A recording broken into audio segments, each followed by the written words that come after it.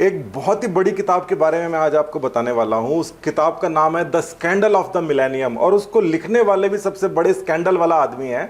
उसका नाम है डॉक्टर बिस्वरूप चौधरी। अब ये डॉक्टर क्यों है? क्योंकि ये किसी जाम्बिया की कहीं से कोई पीएचडी करके आया बता रहे हैं। और जिस प्रकार से ये बुक लिखी हुई है, ये बुक ही मुझे आज तक की सबसे बड़ी स्कैंडल लगी है। आप सोचोगे कि 1000 पेजेस की अगर किसी ने बुक लिख दी है कोविड के ऊपर, वो भी इस टाइम के अंदर, तो कितना बड़ा महान वैज्ञानिक होगा। और इस बात के वो वाहवाही भी लूट रहा है, वो हर जगह लूट रहा है। देखो, मैं तो इतना बड़ा साइंटिस्ट हूं और मैंने ये कर दिया वो कर दिया। उस बुक को आपने खोल के नहीं देखा, इस बारे में मुझे अच्छी तरीके से पता है। क्योंकि सोशल मीडिया के अंदर जिस तरीके से लोग हवा बनाते हैं उनको पता नहीं होता।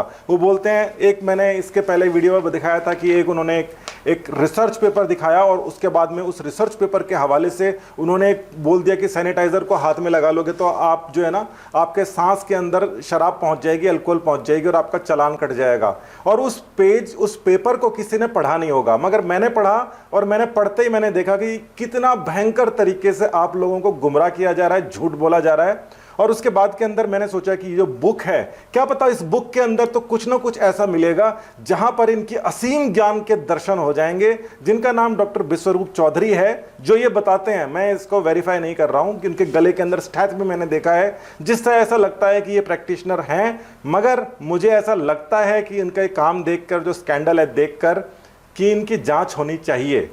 और जांच क्यों होनी चाहिए कि ये जो 1000 पेज की बुक का जो ढिंडोरा पीट रखा है, उसके 3 सेक्शन बना रखे हैं। अब आप ये बताओ कि 1000 पेज की बुक के अंदर कितना आदमी कंटेंट है उसका खुद का होना चाहिए और कितना दूसरों का होना चाहिए। आप ये सोचोगे कि भाई कंटेंट तो सारा खुद का ही होना चाहिए, नहीं, ऐसा नहीं होता। 1-2% आप रेफरेंसेस के इधर उधर से चीज़ों को ले सकते हैं और उनको कोट करना पड़ता है कि ये कहाँ से लिया गया है। और इसकी जो मतलब गाइडलाइंस है, यूजीसी की गाइडलाइंस होती है, जैसे डिजर्टेशंस वगैरह रखते हैं तो विदिन 5% उस चीज़ को रखते हैं। मतलब इंडिया का ये स्टैंडर्ड है। और इस किताब के अंदर, क्योंकि ये जाम्बिया की है, जाम्बिया इंडिया के सामने क्या स्टेटस है उस कंट्री का, मैं उसको डिस्कस नहीं करूंगा। अफ्रीकन कंट्रीज़ का जो स्टेटस होता है वो आपको अच्छी तरीके से पता है। वो मेहनती ज़रूर होते हैं, मगर वो पढ़ने के लिए उनके पास में कुछ इंफ्रास्ट्रक्चर नहीं है। वो इंडिया के अंदर आते हैं ताकि उनके लोगों का कुछ थोड़ा सा स्टेटस बढ़े और वो अच्छा काम करें, और इंडिया इसमें हेल्प करता है। खैर, ये मतलब एक ऐसी बात है जिसको मैं डिस्कस नहीं करना चाहता।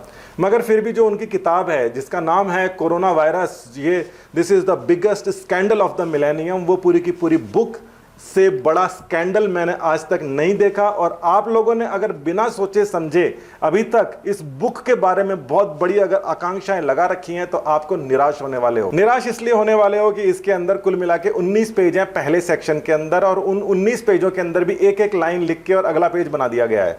मतलब ज़्यादातर जगह यही है। अगर इनको सबको कंप्रेस कर दूं और इसका सामान निकाल लूं तो मुश्किल से 2 पेज बनेंगे।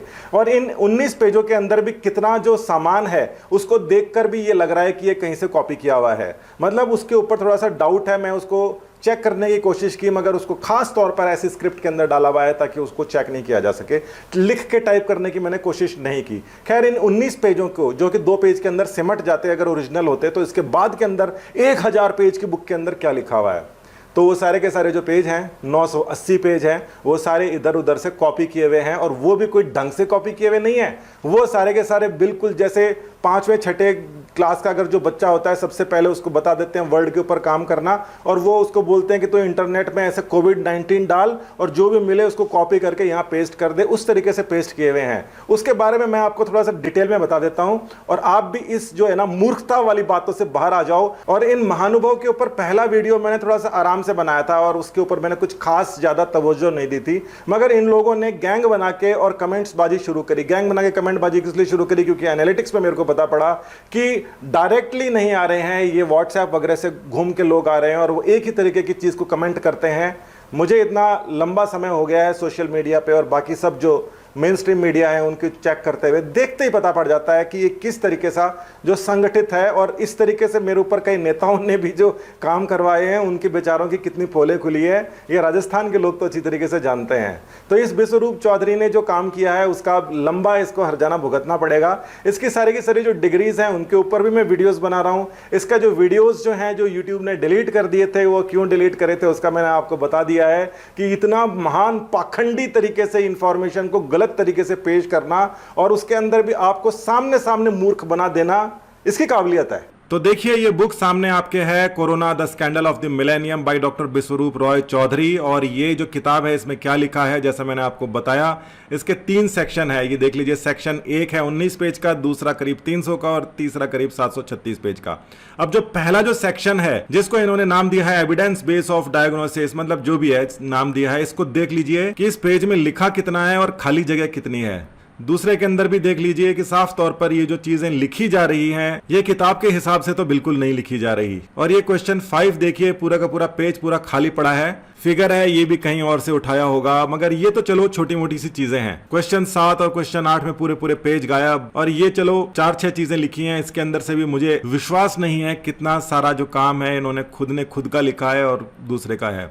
अब सेक्शन 2 देखिए, यहां से शुरू हो जाता है, मतलब पेज खत्म हो गए जो छोड़ छोड़ के एक एक लाइन लिखे हुए थे। और ये सेक्शन 2 के अंदर 39 रेफरेंस है। अब इस रेफरेंस के अंदर क्या लिख रखा है, ये देखिए 40 से ज्यादा रेफरेंस यहाँ पे लिख दिए हैं। वो उठा के जो वेबसाइट है वहां से सीधा कॉपी पेस्ट करी गई है। सीधा वेबसाइट से कॉपी पेस्ट कौन करता है भाई, इसके अलावा तो और किसी को देखा नहीं। न्यूयॉर्क टाइम्स की सीधी पूरी की पूरी पोस्ट है, उस पोस्ट को ही सीधा कॉपी और पेस्ट कर दिया गया है। और ये देखिए किस तरीके से, आपको लग रहा होगा कि ये उसने खुद ने लिखा है, नहीं, उसका खुद का लिखा हुआ नहीं है, ये सीधा कॉपी पेस्ट किया हुआ है। और इस तरीके से ये कॉपी पेस्ट किया है कि जो open in a separate window करके जो वेब पेज के अंदर चीजें आती हैं वो सब भी नहीं हटाई हुई हैं, और सारे जो हाइपरलिंक्स हैं वो सब भी इसके अंदर इंटैक्ट है। कोई भी रिसर्चर इस तरीके की घटिया हरकत नहीं करता है। इंडिया के अंदर ये सब चीजें बैन है, और कोई भी पीएचडी इस तरीके से काम कर दे, मैं तो इसको इमेजिन नहीं कर सकता। किसी ने भी पीएचडी अगर कर रखी हो तो उससे आप पूछ लेना। किताब के बीच के अंदर ही ये क्रेडिट कार्ड और our promise to you, guaranteed product, quality, expert, consumer support, और ये लेफ्ट साइड के अंदर जो दिखाई दे रहा है फॉर्म तक इसके अंदर दिखे दे रहे हैं। केवल जो है ना कागज बढ़ाने की कोशिश की गई है, कागज बढ़ाने के अलावा कुछ नहीं किया गया।